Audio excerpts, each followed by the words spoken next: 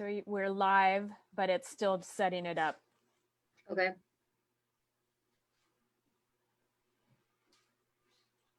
And I'm going to go on mute and stop my video, and you are good to go. Okay.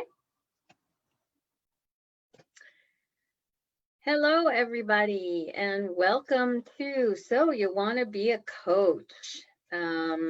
People who are interested in what it takes to run a coaching session. I hope we can bring some information for you to learn and start on your road to coaching.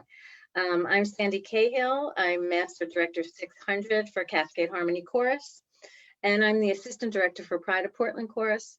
I've sung in many first place regional quartets and gone as high as the 11th place international quartet, which was tons of fun.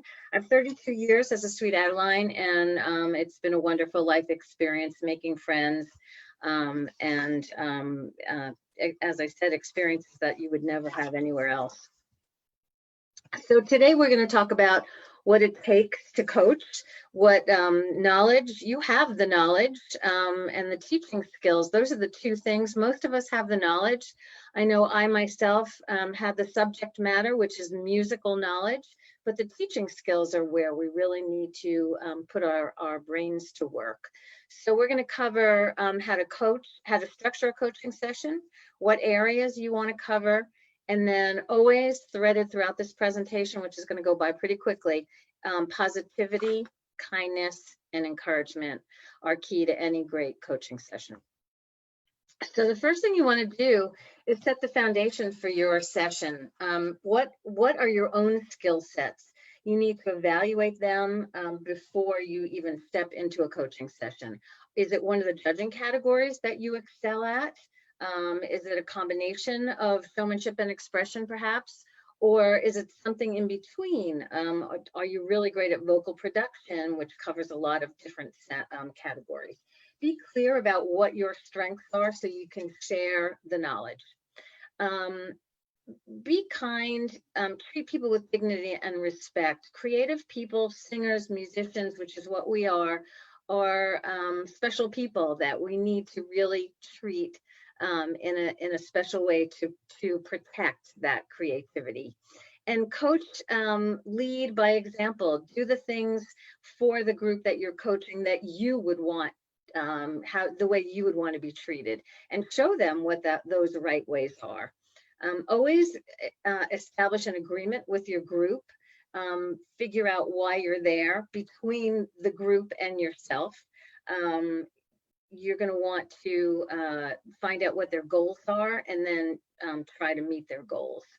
But the very first thing you want to do, those are the things that you prepare when you get into the venue that you're coaching. You want to immediately try to gain the trust of the group. There are several ways to do that. You can tell a story about yourself and show how you've learned from coaching sessions over the years. Make it brief, but show that you are a vulnerable, interesting person that is the same as they are. You're always learning, and so are they during the coaching session. And be ever present. You cannot just go on autopilot during these sessions. You have to be aware and on top of your game the whole time. And encourage the heart. Make sure that what you're doing is bringing the emotional self forward. This is, again, a creative sport, and we want to make sure that we're encouraging creativity. So you've set the tone for the session. Now what do you do? What I always do is have the group sing a song completely through, so you can kind of get an idea of what level they're at, what skill sets they have, and what they need. And take out a piece of paper and write down some notes while they're singing so that you can refer back to them and talk to them about what you heard and what you saw. And then these vocal observations will probably become apparent. You're going to be looking for accuracy in the notes and the words, vocal production skills, harmony accuracy, sync and terb energy, artistry, and finesse, mostly in that order. If you don't have note and word accuracy, you're probably not going to be hearing a lot of artistry and finesse.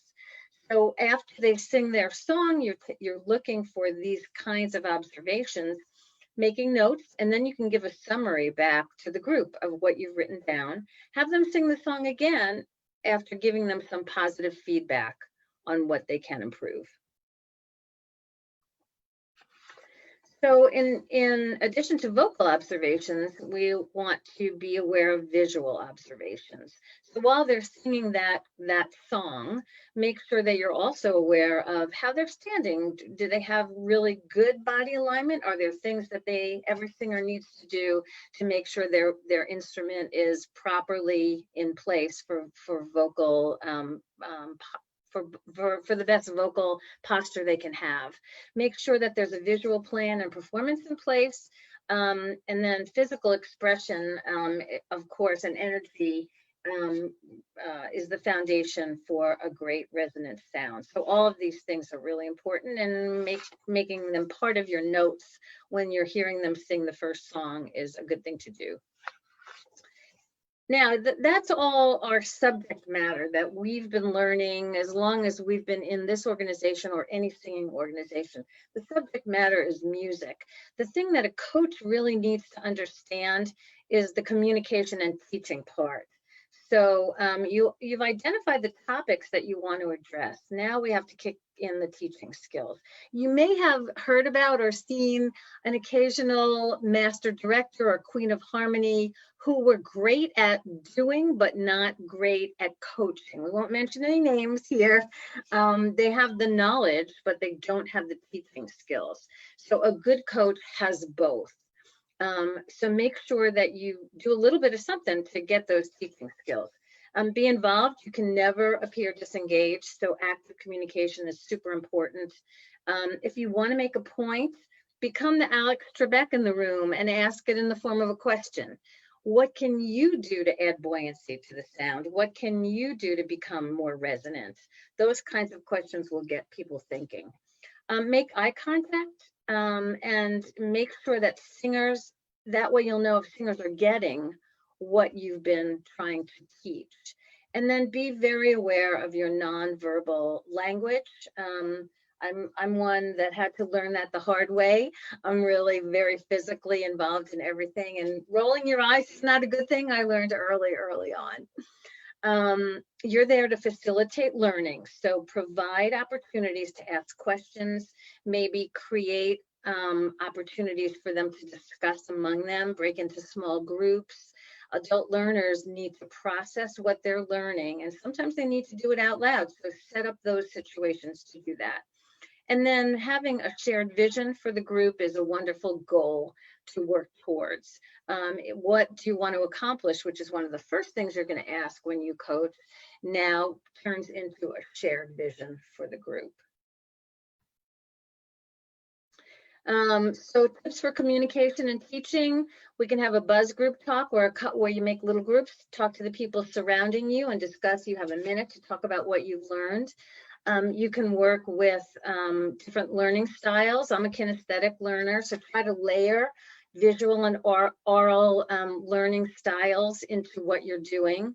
It's very easy to teach everybody what you're good at learning, but you won't reach everybody if you just teach kinesthetically. And then break things up, keep things moving, maybe show a video, maybe have some posters up, do some demonstrations. It's really good to change things up and keep people involved. And then lastly, you want to make sure that you follow through and wrap up. Leave some time at the end of a coaching session for discussion and wrap up. I love to summarize what we covered and provide the agreed upon actions that we discussed in order to move things forward. With quartets, I'll often give each part one thing to focus on. So talk to the lead about adding whatever they need to add to make their voice fuller and better. And then tenor, bass, and baritone the same. Give singers anything from your toolkit And you should have a very full toolkit going into coaching. If you don't have a lot to offer, build up that toolkit before you step into a session, because that's what helps them achieve their goals. Can you provide warm-ups to improve voices? Can you offer mentors that they can work with other coaches who have different skill sets? Those are the kind of things you want to be able to offer people. And lastly, if you say you're going to do something, do it. Otherwise, your credibility is shot. If you say, I have a vocal warm up that will help you work on the break in your voice, I'll send it to you afterwards. Make sure that you do that so that there's follow through in what you say and what you do. And thank them for your time, as I'm going to do to you with you right now. I appreciate you coming to this session. I appreciate your time and your interest and knowledge, in increasing your knowledge in coaching. And I hope that you got a few little tips. So make sure that you thank them at the end of your session as well. So you guys, thank you for coming. If you have any questions, you can contact me. There's my email on the screen. And I appreciate your time today. Bye-bye.